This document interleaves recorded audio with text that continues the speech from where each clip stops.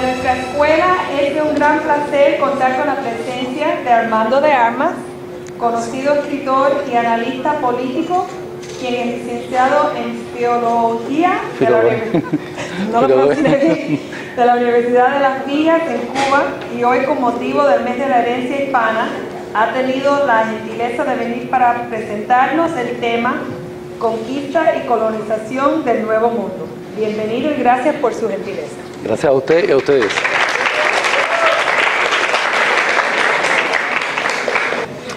Bueno, agradecimientos a Dios primero, a ustedes por estar aquí, a Daisy Kramer y al sistema de escuelas públicos de Miami-Dade.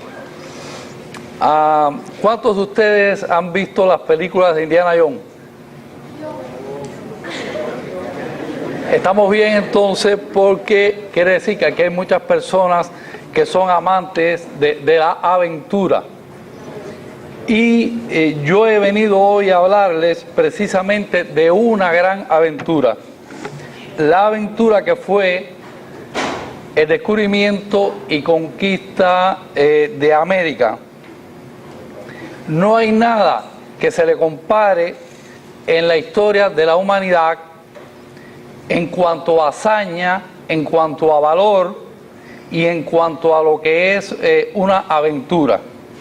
En importancia, pudiéramos hablar de un acontecimiento anterior, que este sería el nacimiento de Cristo en el año 0, y tan importante fue este acontecimiento del nacimiento de Cristo, que, como ustedes bien saben, divide la historia del hombre en antes y después de Cristo. Esta aventura de la cual les voy a hablar hoy solo sería comparable, superada, el día en que el hombre descubra y conquiste civilizaciones extraterrestres. Esto les va a parecer exagerado, pero dense cuenta que lo que descubren los europeos a finales del siglo XV, 1492, es exactamente un nuevo mundo. Un mundo totalmente distinto y un mundo cuyas reglas, cuyas costumbres los europeos absolutamente no desconocían, y que va a cambiar la historia del hombre de una manera definitiva. Por eso, si quieren hacerse una idea de lo que significó para el mundo de la época el descubrimiento de América, solo tendrían que imaginarse lo que ocurriría el día en que el hombre descubra y conquiste civilizaciones extraterrestres, si es que éstas existen, ¿no?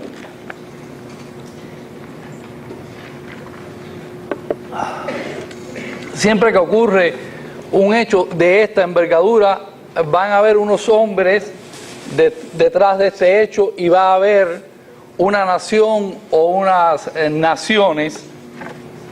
La nación que encabeza, que lleva a cabo esta aventura, esta gran hazaña, es nada menos que España, y unos hombres, los españoles, pero también los europeos, y España en este caso como cabeza de Europa, de la Europa del momento. No había en Europa ni en el mundo conocido de esa época ninguna otra nación capaz de llevar a cabo la hazaña de la cual estamos hablando hoy, porque esta nación tenía unas características específicas, una historia específica que la capacitó para llevar a cabo esta hazaña. ¿Cuáles serían esas características?, preguntarían ustedes. Bueno, primero estamos hablando de una nación pequeña en Europa, una nación atrasada. ¿Y qué es lo que ha hecho a esta nación especial? Bueno, 800 años de lucha, una guerra de 800 años, imagínense eso, contra la ocupación árabe. Es una nación que viene de 8 siglos de guerra, Luego sus hombres han sido fogueados, endurecidos en una tarea titánica. No había en Europa en ese momento ninguna otra nación que tuviese esa historia. Y entre paréntesis hay que decir que esa guerra de 800 años es la que impide que Europa hubiese sido en su mayor parte un califato árabe. Es decir, España, los españoles, los peninsulares, impiden el dominio árabe con esta guerra larguísima y cruelísima. Luego, los hombres de esta nación, los ibéricos de ese tiempo, están marcados por esta guerra.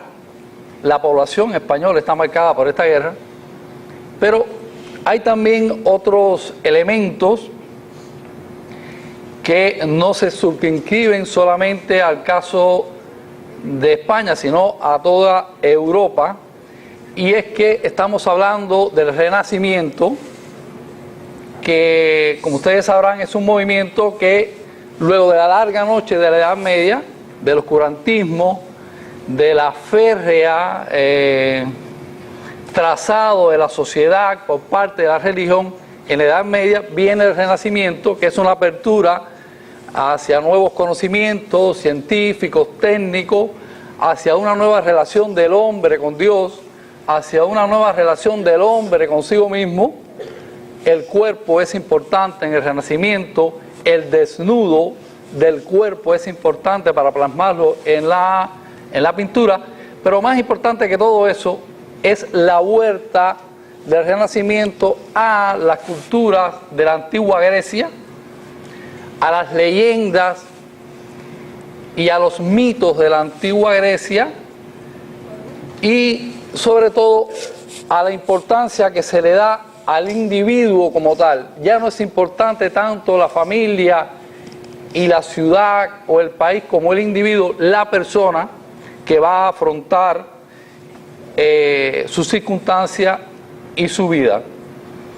En el Renacimiento se hacen una serie de descubrimientos, como es la brújula, esa cosa que nos parece hoy tan sencilla, pero que le permite a los navegantes navegar con cierta seguridad, y un descubrimiento muchísimo más importante todavía, que es la imprenta. Bueno, la imprenta es tan importante para el hombre de la época como es para ustedes y para mí hoy la internet. Una revolución total. Ocurre que el hombre de este tiempo crea a pie juntillas en lo que está escrito. Todavía lo escrito tiene un poder de alguna manera mágico, y uno tiende a creer inclusive en las novelas que uno lee que pudieran ser reales. Imagínense en un momento en que la imprenta acaba de salir y que no se conocían la difusión de los libros tal cual lo conocemos hoy, y que si bien es cierto que el hombre de esa época era en su mayoría analfabeto, también lo era que había una serie de hombres que tenían cultura y que se ganaban la vida leyendo públicamente, y que había una avidez de lectura y de conocimiento. Y luego esta masa de hombres va a querer emular y creerse capaz de emular las hazañas y los mitos que él conoce de los libros. Hay un movimiento literario de la época que es la novela de caballería. Bueno, un caballero de la época, según las novelas de caballería, sería comparable a lo que ustedes y yo conocemos como Superman. Es una especie de hombre invencible, con unos principios, con unos códigos muy cerrados, y que es capaz de acometer las hazañas más imposibles que imaginarse pueda. Luego, este hombre que viene a América está imbuido de esta capacidad de enfrentarse a gigantes, de enfrentarse a las más increíbles hazañas, y quizás el creerlo le hace capaz después de llevar a cabo de verdad una hazaña que es digna de una novela, que es la hazaña que de hoy les hablo, la del descubrimiento y conquista de América. España además se ha preparado años antes con la conquista de las Islas Canarias. Muchísimo tiempo después, unos años después, las Islas Canarias sirven de base para la conquista de América, para llegar a América, porque es el punto más cercano que tenían los europeos del momento para poder atravesar el Atlántico y llegar a América. De hecho, es lo que hace Cristóbal Colón, cuya fecha, como saben, de llegada a América celebramos ahora el 12 de octubre. Les hablaba de la España de la época, de la importancia de la guerra que se ha sostenido contra los árabes, y hay un detalle que les quiero apuntar, que son las capitulaciones de Santa Fe, que es el acuerdo al cual llega Colón con los reyes católicos de España para que le financien esta aventura. El pobre Colón ha estado corriendo por todas las cortes de Europa para ver si alguien le financia su empresa, y ningún rey de Europa ha estado dispuesto a hacérselo. Las malas lenguas dicen que hubo una cierta relación de complicidad entre don Cristóbal Colón y la reina católica, Isabel la Católica, pero estos son simples habladurías, creo yo, no lo aseguro tampoco, pero pudiera ser simple habladuría. Y lo cierto es que Colón tuvo una tenacidad increíble y logra capturar a los reyes católicos en un lugar que se llama Santa Fe. ¿Por qué Santa Fe? Santa Fe es un campamento militar donde están acampando los reyes católicos Isabel y Fernando, luego de haber expulsado el 17 de abril de 1492, en la última batalla, el último califato árabe que quedaba en España. Y Colón, a través del secretario de los Reyes, logra entrevistarse aquí en Santa Fe, en su campamento, con los reyes Isabel y Fernando. Tanto monta Isabel como Fernando, es un dicho de la época. Lo que quería decirle es que ambos eran de armas tomar, tanto la reina como el rey.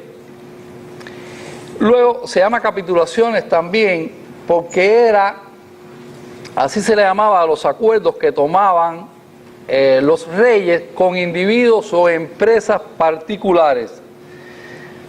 Hay un detalle interesante que va a marcar la conquista y el descubrimiento, y es que no estuvo hecha en ningún momento por ejércitos regulares, sino por entidades individuales que pactaban con la corona para llevar a cabo sus empresas. Esto marcaría quizás el sentido individualista que va a prevalecer en el nuevo mundo. El hombre apuesta siempre por su ego y por su valor, el hombre y la mujer, y no va a depender tanto de papá Estado. De hecho, hasta muy entrado el siglo XVII no hubo ejércitos regulares, en acá en América.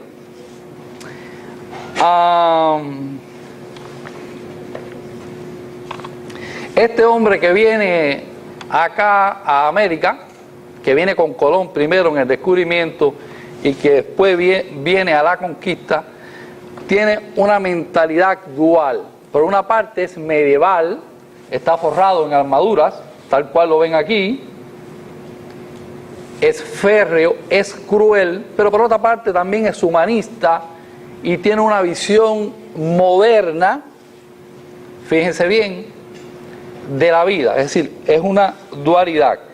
Y a la vez, como decía anteriormente, este hombre va a creer y a estar imbuido de todos los mitos y creencias de la antigüedad clásica. Fíjense si eso es así. Por ejemplo, ¿por qué se llama el Amazonas, el río Amazonas? Bueno, porque hay una leyenda clásica de la antigua Grecia que habla de las Amazonas, de mujeres guerreras que no cohabitan con hombres, sino que una vez al año salen a la conquista de los reinos vecinos,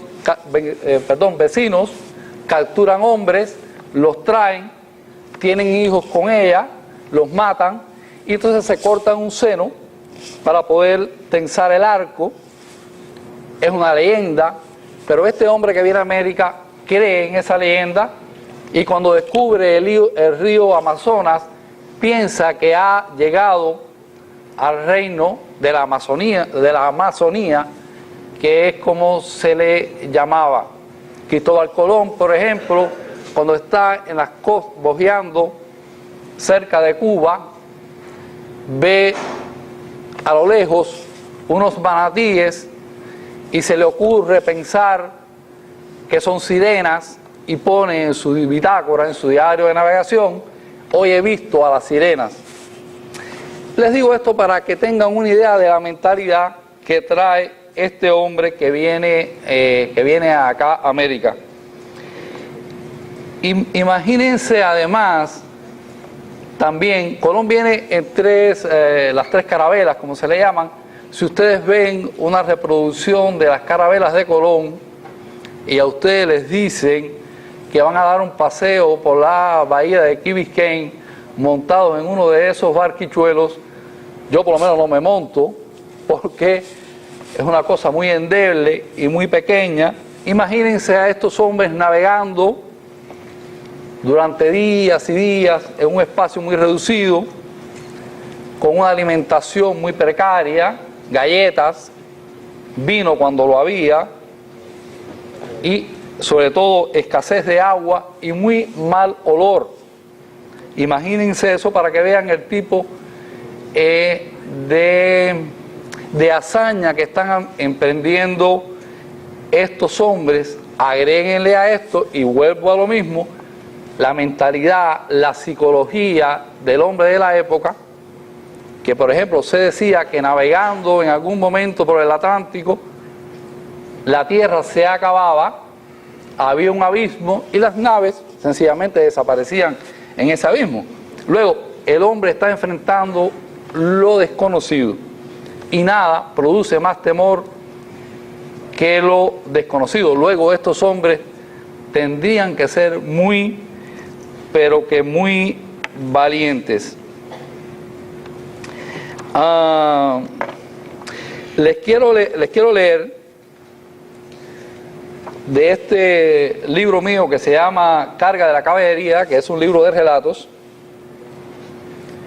un párrafo donde yo me atrevo a describir un poco el tipo de hombre que viene aquí a América en esa época.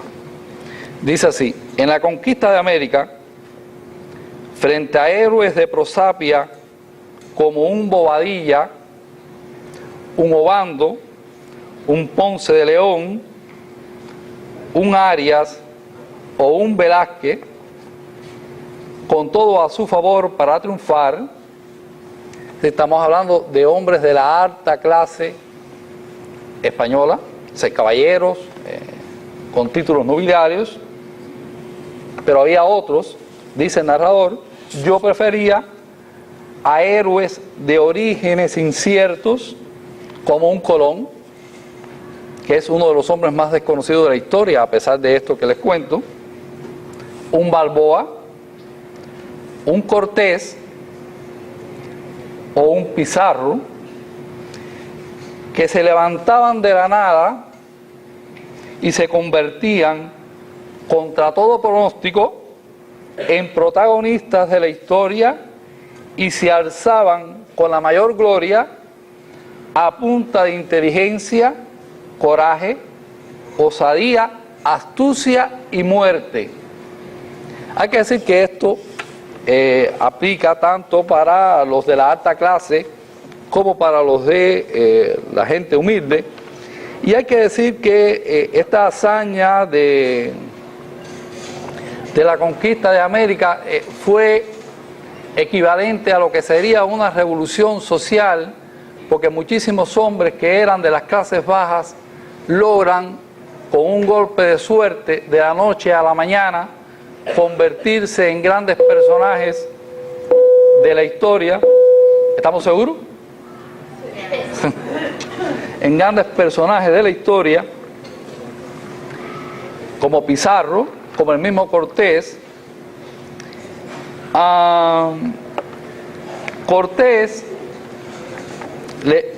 es un hombre muy interesante, por cuanto, siendo un hidalgo, pero un hidalgo pobre, aunque con cierta educación, logra conquistar con 100 y pico de hombres un inmenso imperio como fue el imperio azteca, es decir, el territorio donde hoy habitan, donde hoy está México o México. Si me permiten, les voy a leer algo de la opinión que da sobre Cortés una mujer hermosa, bella, la más grande escritora cubana de todos los tiempos y una de las más grandes de la lengua española, una mujer del siglo XIX que se llamó Gertrudis Gómez de Avellaneda, una mujer que tuvo numerosos amoríos, que sufrió y amó, y por tanto podía comprender, y sufrió y fue vilipendiada, podía comprender a un hombre como Cortés. Y voy a leer lo que ella dice acerca de este conquistador. Dice la Avellaneda, en un texto de ella que se llama Una anécdota de Cortés: Hernán Cortés, una de las mayores figuras que puede presentar la historia, Hernán Cortés, que quizás no ha sido colocado a su natural altura, ni aún por desacertados encomiadores que han alterado la verdadera fisonomía del hombre queriendo deificarlo. Hernán Cortés, tipo de su nación, de la nación de la cual yo les he hablado, en aquel tiempo en que era grande, heroica, fanática y fiera. Hernán Cortés, que habría sido tal vez un Napoleón si le arrullase en la cuna el trueno de la Revolución Francesa, y que hoy, más extraordinario que el dominador del Sena, se nos presenta con su aureola de conquistador de un imperio, el imperio azteca, en el catálogo de los vasallos leales. Hernán Cortés, digámoslos en fin, debía tener y tuvo la suerte común a todos los genios superiores. Persiguiólo la envidia, afanóse por denigrarlo la calumnia, acecharon la deslealtad y la perfidia, abrigada en aquellos mismos corazones que aprendieron del suyo a no temblar jamás en tantos peligros de que reportaron juntos indestructible fama. Estamos hablando de un hombre que no solo en su época fue envidiado y denigrado, sino que la posteridad no lo ubica, como bien dice Gertrudis Gómez Avellaneda, en su real valor, a la altura de los grandes guerreros de la historia. Nadie, creo yo, ni el mismo César, Julio César el romano, ni Napoleón mismo, conquistó nunca un imperio con 100 y pico de hombres. Esto es inédito. Y les hablo de esto para que tengan idea, como decía al principio, de la hazaña de la cual estamos hablando hoy. Hay un aspecto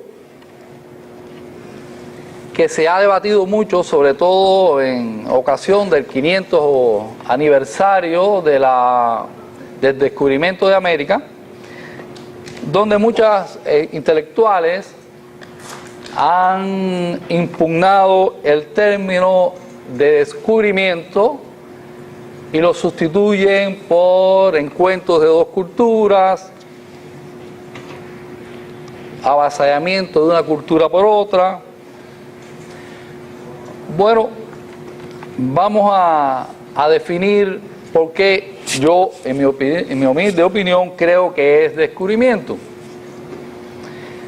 Son los europeos los que llegan acá, a este hemisferio, y descubren un nuevo mundo. Los que acá habitaban no tenían la más mínima posibilidad de llegar a Europa. Y si por una eventualidad un barquichuelo azteca se perdía en la inmensidad del mar y llegaba a España, no pasaba nada. Lo tomarían como fenómeno de feria, pero no iba a conquistar España. Luego, estamos hablando entonces de descubrimiento, y no solo descubrimiento por parte de los europeos con respecto a los indios americanos, sino descubrimiento, y esto es muy interesante, de los americanos para los mismos americanos. ¿Por qué? Bueno, porque este era un mundo que no estaba conectado entre sí, como sí lo estaba la Europa del momento. Y por ejemplo, el imperio azteca, del cual les hablaba ahorita, y el imperio inca en el Perú, de México a Perú, no tenían conexión, no sabían el uno del otro, muchísimo menos sabrían los indios norteamericanos de esta planicie de la Florida, por ejemplo, de la existencia del imperio inca. Luego, los europeos vienen y descubren América para los mismos americanos, porque no había el concepto del continente, ni siquiera se conocían entre las distintas y distantes tribus. Así que, de hecho, el nombre de América, que quizás debería llamarse Colombia por Colón, como se llama Colombia, toda América debería llamarse Colombia, en honor a Colón, pero se llama América porque años después Américo Vespucio es el hombre que traza por primera vez un mapa donde define los contornos de lo que es América, y creo que con cierta justeza también Américo Vespucio es también el descubridor de América, y por eso se le llama América, por eso somos todos americanos. Con Colón hay una gran paradoja. Bueno, a Colón como a Cortés se le ha tratado de ver como un tonto ahí, que un día se montó en un barco y llegó por casualidad a estas costas. Estamos hablando de un hombre de unos conocimientos técnicos, de unos conocimientos inclusive probablemente hasta esotéricos, que estaba preparado para la hazaña que llevó a cabo. Claro, a pesar de esto, de que era un gran hombre, hay muchas paradojas y misterios, y hubo cosas que son casualidad, como por ejemplo, él llega a América, a este continente, pensando que ha llegado a las Indias, es decir, al Asia, es decir, al Asia, y por eso nombra indios a los que aquí habitaban por un error, y así se les ha seguido llamando. Colón muere pensando que ha llegado a la India y llegó a América. Colón no sabe, muere sin saber que ha descubierto un nuevo mundo. Colón, en estas capitulaciones de Santa Fe, como les decía hace un ratito, es nombrado en los acuerdos con los reyes católicos almirante de las nuevas tierras conquistadas. El 10% de todos los beneficios del comercio con este mundo irían para Colón y para sus herederos. Claro, muchísimas de estas cosas después no se cumplieron, pero ese es el acuerdo que él establece con los reyes. Estamos hablando de muchos mitos que se han tejido con respecto a la conquista y al descubrimiento. De hecho, se habla de la gran cultura que existía en muchísimos pueblos precolombinos, y es cierto que muchos de estos pueblos tenían un desarrollo relativo al punto de constituir imperios como el de los aztecas, el de los incas, y un grado de desarrollo social relativo. Pero, ojo, lo cierto, y yo he venido aquí a decir las cosas como creo que son y no a guiarme por las leyendas, es que estos hombres de acá, de América, los indígenas americanos, no estaban ni siquiera a la altura del desarrollo cultural de 1400 años antes de Cristo, en civilizaciones como el Imperio Faraónico, como Babilonia, por no hablar ya después de la antigua Grecia y de Roma. Eran culturas que no habían descubierto siquiera la rueda, no habían descubierto la escritura. Eso en la parte técnica. Eran también, no todas, pero muchísimas de estas tribus, de estas naciones, eran sumamente crueles. Y no es que el hombre europeo del momento no lo fuera. La crueldad está innata en todos ustedes, en mí, en el hombre, eso es natural. Pero yo creo que Europa ya tenía un barniz, digamos, humanista, producto del Renacimiento y producto de la influencia del cristianismo, que acá en América no existía para nada. Para ponerles un ejemplo, los aztecas, el imperio azteca, libraba cada año una guerra que se llamaba las Guerras Floridas, para conmemorar, homenajear y adorar en una festividad al dios que los regía, el dios Huitzilopochtli.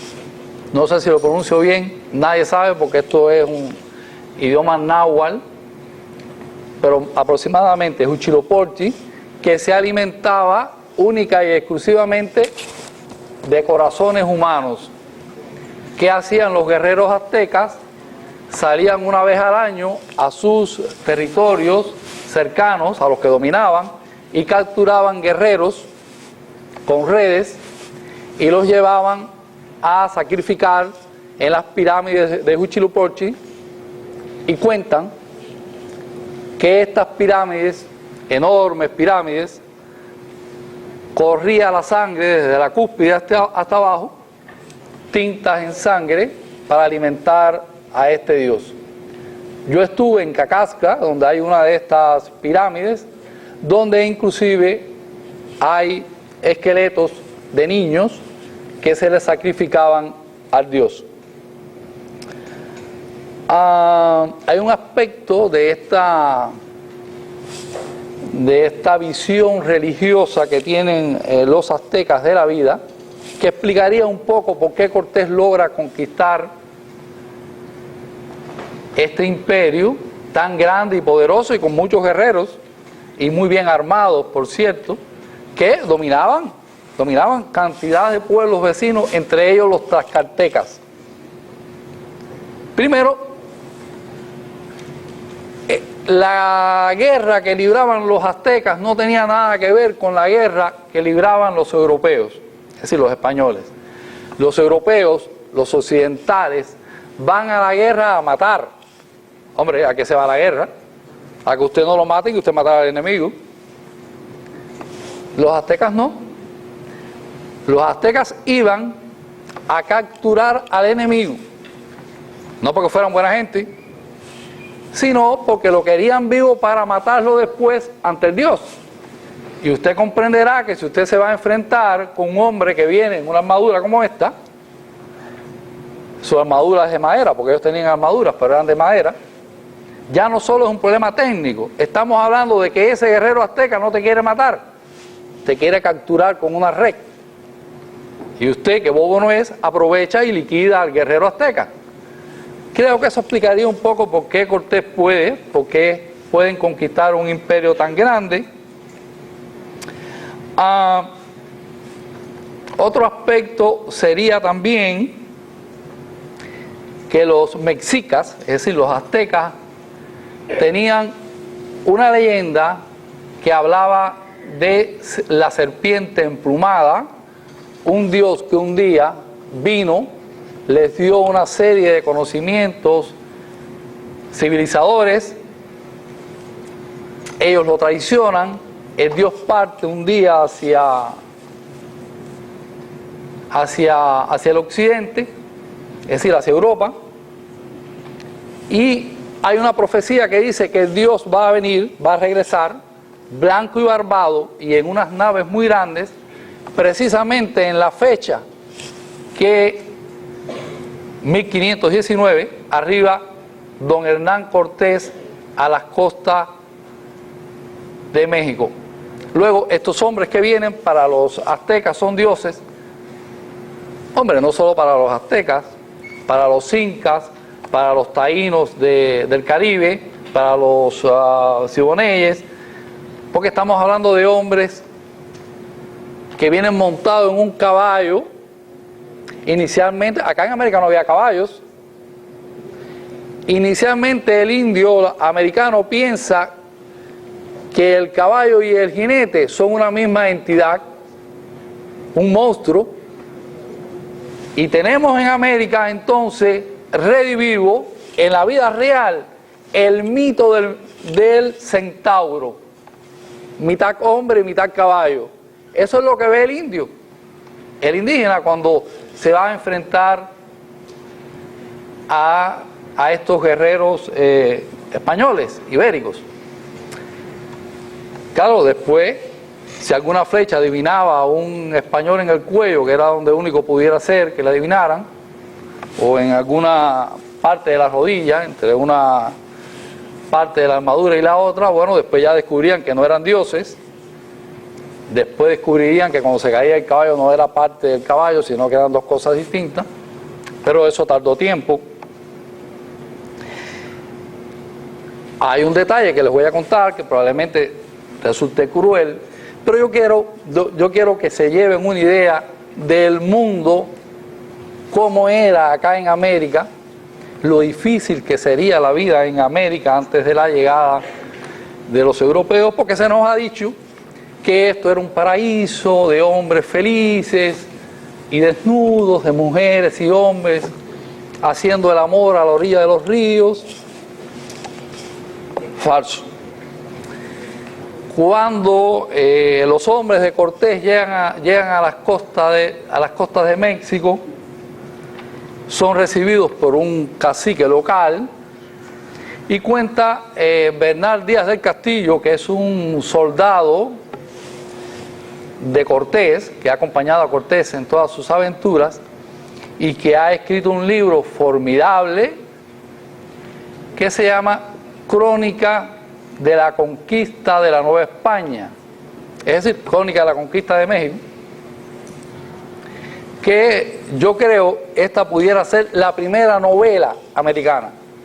No es una novela, es una crónica, son hechos reales, pero son tan extraordinarios, tan maravillosos los hechos que Bernal Díaz del Castillo cuenta, que no hay novela que se le compare. Ojalá yo escribiera un día algo parecido, una novela parecida a estas crónicas de la conquista. Bueno, cuenta Bernal Díaz del Castillo que son agasajados por el cacique local como dioses, que se suponía que eran,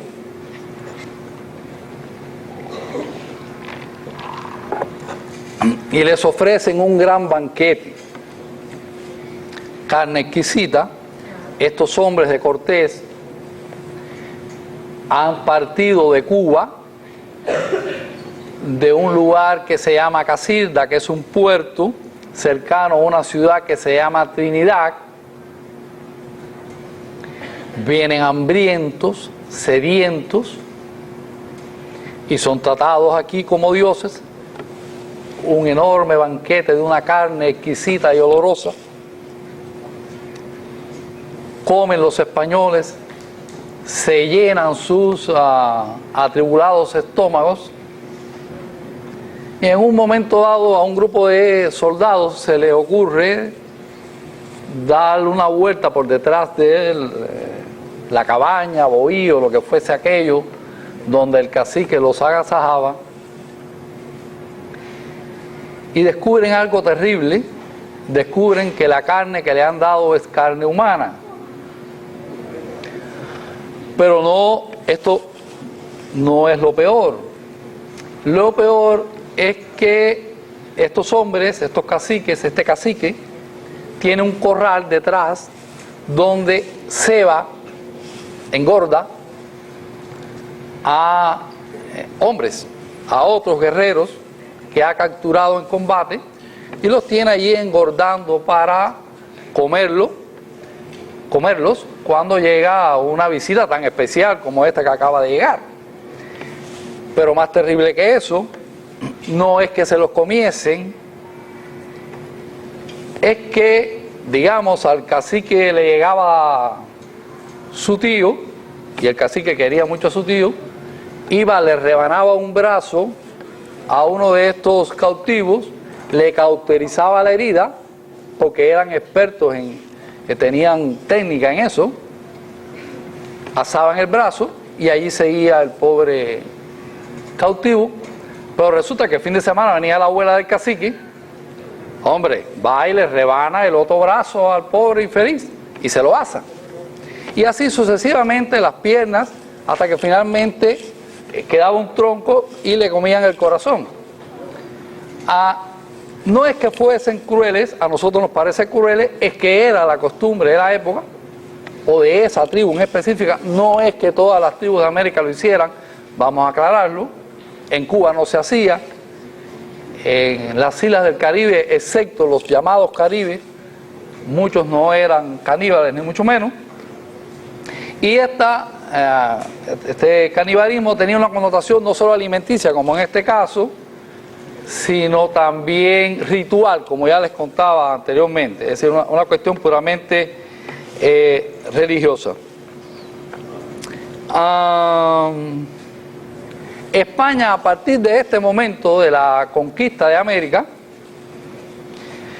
logra consolidar probablemente la única monarquía universal, el único poder universal que se ha conocido. Así, andando el tiempo, y ya en épocas de Carlos V, esta monarquía abarca casi toda Europa, de Italia a Alemania, pasando por los Países Bajos, es decir, es decir, de norte a sur de Europa al África, de África al Asia, y acá en América, toda América del Sur, incluyendo el Caribe, y muy buena parte de lo que es América del Norte, San Agustín, Texas, California, Nueva Orleans, un imperio del que se dijo en su momento que nunca se le ponía el sol. Quiere decir que donde quiera que el sol alumbrase, había allí un dominio y un territorio que pertenecía a España. Hablando de América del Norte, ¿tengo tiempo todavía? Faltan 5 minutos. Bueno, vamos a apurar esto. Hablando de América del Norte, específicamente de la Florida, acá a la Florida llega Juan Ponce de León, un conquistador español, que explora la costa del estado de la Florida en 1513, en busca, oigan esto, de la mítica fuente de la juventud. Inicialmente les hablaba de los mitos y leyendas que rigen a estos hombres. Ponce de León viene imbuido de una leyenda clásica del mundo grecolatino, que hay una laguna donde usted se baña y usted va a ser eternamente joven. Y esa es la razón por la que él viene a la Florida y se enfrenta a todos los indios de acá de la Florida. Más tarde, Pánfilo de Narváez, en 1528, y Hernando de Soto, entre 1539 y 1540, descubrieron que la Florida, donde habitamos nosotros hoy, era una península y no una isla como se creía.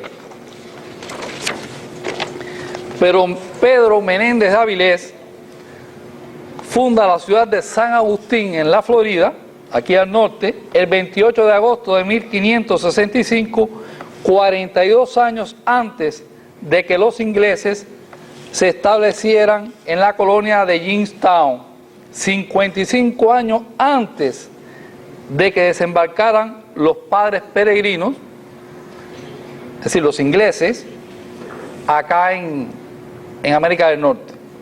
San Agustín, como ustedes sabrán, es la primera ciudad en Estados Unidos. Allí hubo la primera escuela, la primera corte de justicia, el primer cuerpo de policía, el primer cuerpo de bomberos. Es decir, la civilización en Estados Unidos viene de la mano de los españoles, de los conquistadores y descubridores de este hemisferio. Hay algunas particularidades que les quiero ya rápido decir acerca del tipo de conquista y colonización que llevan a cabo los españoles con respecto a los ingleses. Contrariamente a lo que se ha dicho, el dominio español fue muchísimo más tolerante con sus dominados que los ingleses.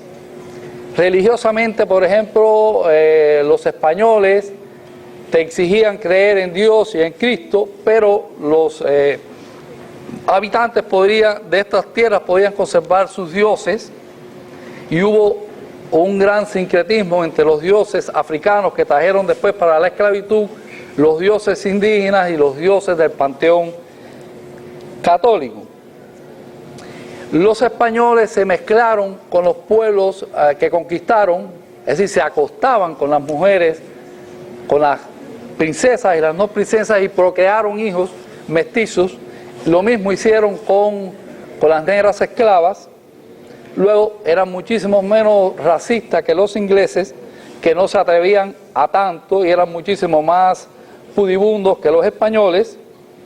Luego, esa es la diferencia quizás que existe entre la población negra que estuvo bajo el dominio inglés y la población negra que estuvo bajo el dominio español, que la española es muchísimo más integrada a la sociedad, totalmente integrada, que digamos la población negra bajo el dominio inglés, porque los ingleses fueron muchísimo más crueles y muchísimo más intolerantes De hecho, hubo acá en la Florida, en San Agustín, un fuerte que se llamó el fuerte, la fortaleza Mose, que estaba integrada por negros que huían del dominio inglés y llegaban al dominio español y eran inmediatamente liberados o mejor tratados y tenían la categoría de soldados y habitaban en este fuerte. No es, vamos a ser sinceros, no es que los españoles fueran buena gente, y aunque lo eran también, o que los ingleses fueran muchísimos. Es también una manera de socavar el dominio inglés. Vengan para acá que yo los voy a tratar mejor. Y de hecho los trataban mejor. Bueno, tenemos, para concluir, esta monarquía que se crea gracias al descubrimiento y la conquista, que dona un imperio. Este imperio, hoy tenemos una herencia formidable, que todos ustedes la dominan y yo la domino, que es el idioma español. Gracias a eso, hoy yo les hablo a ustedes en español, ustedes me entienden. Luego yo quiero decir que tan importante fue para ese imperio la espada de Cortés como la pluma de Cervantes, y la única herencia probablemente grande que quede es el idioma.